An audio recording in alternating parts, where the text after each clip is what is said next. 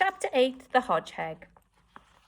Max could hardly wait for the next dawn. Something inside him said that today he would at last be successful in his quest, and outside him every one of his 5,000 spines tingled with excitement. The more he thought of his conversation with Uncle Bee, the more he felt convinced that the answer to the problem lay with the small humans. Their crossing place must be the safest. Follow them and he would find it.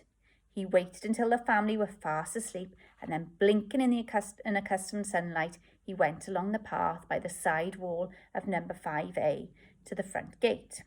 He did not go under it, but waited, watching beneath it. Already he had learned that you could tell the age of humans from the size of their feet, and he settled himself to wait patiently until a pair of small ones should come past.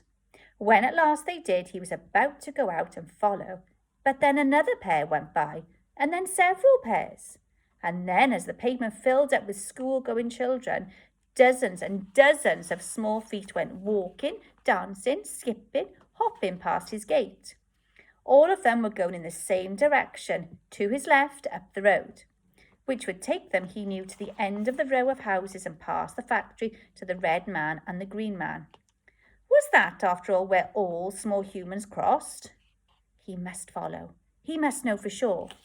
At last, when it seemed to him that no more feet were coming, Max crept under his gate and set out. Some way ahead he could see the tail of procession, and he hurried after. He had passed the last of the houses and reached the factory entrance when he saw that the crowd was taking no notice of the changing red and green men. They were going to a spot further on, and they were crossing over the road there. He ran on under the notice max speed 5 miles per hour, and he wasn't far short of it until he was close enough to see exactly what was going on. Oh, and what a scene it was! Oh, what a scene it was, he told the family and Uncle Bee that evening.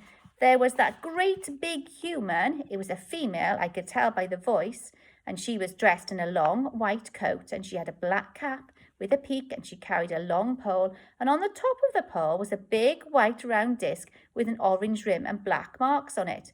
A magic wand it must have been, because she walked out into the middle of the street and held it up, and all the traffic stopped dead. He paused for breath. Then what? Said Pa. Then all the small humans went across, and the great big female just stood there until the very last one reached the other side safely. And all that time, everything stood absolutely still. Buses, lorries, cars, motorbikes, not one of them dared move an inch for fear of the great female and her magic wand. Where did the small humans go, Max? Asked Uncle Bee. Into a huge building, said Max, and I hid myself and watched all day, and at the end of the afternoon they all came out of the building again, and there was the great female waiting for them in her white coat and her black hat, and she waved her wand again and saw them all safely back across. I tell you, it's the ideal place for us. The huge building's right next to the park. Nothing would ever dare touch us if we were under the protection of that great powerful human. But I don't want to spend the daytime in the park, said Pa. Setting out in the morning and coming back in the afternoon, that's no good to me. I need a good day's sleep.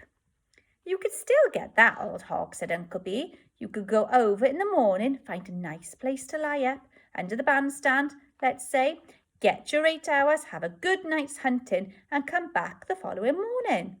Do it once a week, perhaps. You could take your wife and the girls. It'd make a nice outing. Oh, please, Pa, please, please, cried Peony, Pansy and Petunia. Pa considered this. One of us ought to try it first, see if it works, he said, and if anyone's going, it's me. Not without me, said Ma stoutly. Why not let me go, said Uncle Bee. After all, I've had a good long life, and if anything goes wrong, there'll be no one to miss me. Oh, yes, there will, cried all the family. Look, said Max, you don't know which way to go, how to get there, where exactly it is. None of you can go without me.